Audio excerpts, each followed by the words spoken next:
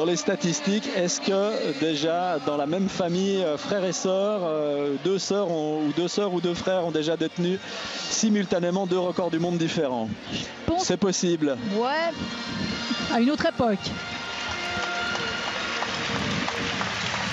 Et du coup, un programme un petit peu perturbé là, parce qu'on est en train de s'attarder sur ce podium incroyable du 1500 mètres avec ce record du monde. Et en même temps, il y a la présentation du 100 mètres. On ne sait plus où donner de la tête, Pascal.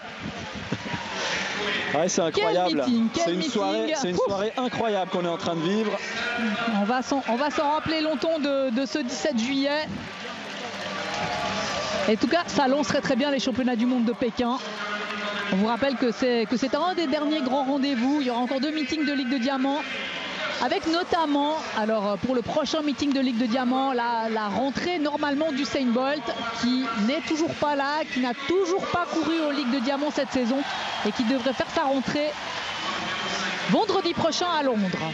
On laisse toujours ça au conditionnel, mais ça ne nous empêche pas de vivre une très très grande course ce soir avec des Américains qui ont couru le relais tout à l'heure en avant-programme, avec notamment Tyson Gay, avec notamment Justin Gatlin. Et puis on découvre, on en a souvent parlé, le jeune Trayvon Bromell.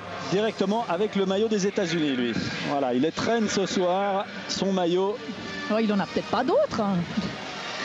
Pour courir au niveau international, parce que lui il court encore au niveau college également. Alors Gatlin au couloir 3, Gay au 5, et entre les deux Jimmy Vico. Ouais, ça sera pas Emmanuel Biron qui va réussir le meilleur chrono français de la soirée, normalement pas. Ça devrait être pour Jimmy Vico, qui, je vous le rappelle, à Paris a égalé le record d'Europe et a pulvérisé le record de France. Gatlin, l'invincible, va-t-il continuer sur sa lancée? Ça peut être son 26e succès ce soir. Justin Gatlin, il ne court que pour ça, pour battre tout le monde. Il aimerait être un monstre, a-t-il avoué. C'est ce qu'il a envie d'être. C'est ce qu'il est déjà, hein, quasiment, parce que... C'est ce qu'il est déjà, ce qu'il réussit depuis 2 ans, c'est monstrueux. Hein. Après 4 ans de suspension, si vous n'étiez pas encore au courant. Mais lui, il est déjà passé à autre chose maintenant. Et attention, on pourrait aller extrêmement vite. Les chronos là, le chrono est chaud, très très chaud ici ce soir au Louis II. Et un faux départ. Ouais, il y a trop de bruit dans le stade, c'est clair. Là, le public est bouillant après ce record du monde. Ah bah, que voulez-vous? On ne peut pas lui demander de se calmer. Hein, d'ailleurs, tout le monde s'est élevé pour ce 100 mètres. Tout le monde était quasiment debout dans toutes les tribunes. Ouais, c'est Bromell qui lui a cru que... Je pense que non, il n'y aura pas de faux départ parce que c'est... On a senti là que... j'ai vu un carton rouge sortir de la poche de... Si c'est ça, c'est Bromell, hein, c'est lui. Alors ça, c'est étonnant parce qu'il y avait du bruit dans le stade. Ouais. Bon, alors... Erreur de jeunesse. Moi, j'ai l'impression que... On a eu plus de mansuétude tout à l'heure. Regardez Tyson Gay, là, il ne comprend pas ce qui se passe.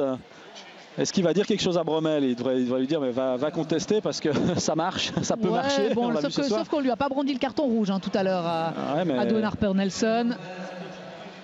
C'est vraiment dommage. Moi, je me réjouissais de voir courir Trayvon Bromell. Ouais, ça c'est dommage parce que c'est la première fois qu'on avait l'occasion de voir ce garçon. Mais moi j'ai l'impression que il y avait du bruit dans le... Bon, c'est clair là sur cette image-là, il n'y a pas de... c'est sûr, il n'y a pas de doute. Il n'y a pas de discussion effectivement. Et il y a Ashmid là qui lui a emboîté le pas.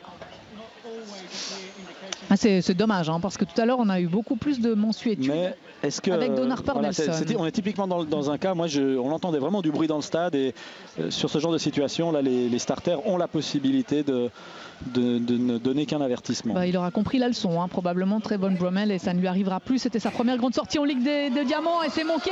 Et Gatlin qui est parti comme une fusée. Tyson Gay également, et Vico là est en train de se mettre en buisson. Mais regardez Gatlin encore devant Gay. Gatlin extraordinaire, une fois de plus, 9,78. Oh là là, Pascal, vous faites encore la fine bouche. C'est un petit chrono pour Justin Gatlin. C'est sa troisième performance de la saison seulement. Ouais, seulement après ce qu'on vient de vivre. Non, c'est monstrueux.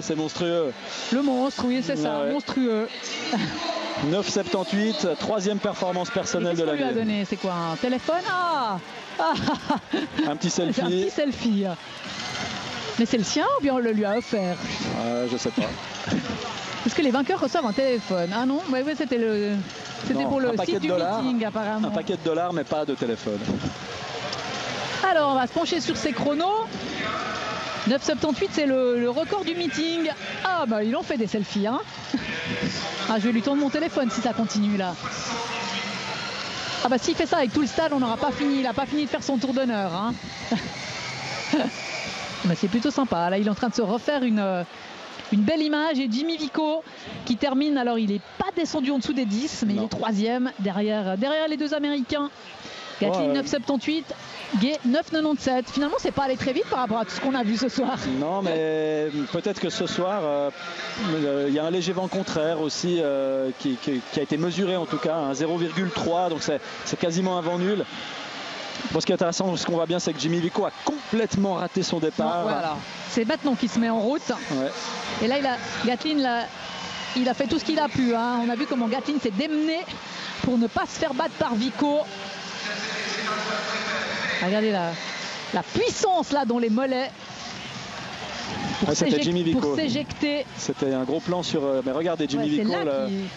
Il a de la peine à se redresser. Au moment où il se redresse. Ouais, à la sortie des blocs, il est déjà largement battu. Et puis il fait une course en cycle arrière beaucoup. Hein.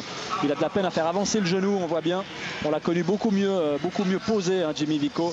C'est clair qu'après un départ raté, on se crispe, on se bagarre et ça donne pas une course très très propre. Bon, je dirais une course avec départ raté et puis pas propre derrière en 10-0-3. Je connais beaucoup de sprinters qui prennent ça volontiers. Hein. Et Gatlin, imperturbable, lui. Il n'a qu'une chose en tête, gagner le plus de courses possible, rester le plus longtemps invincible, et si possible, bien évidemment, à Pékin également. Alors que Genzebe Dibaba est en train de s'offrir là au photographe devant son nouveau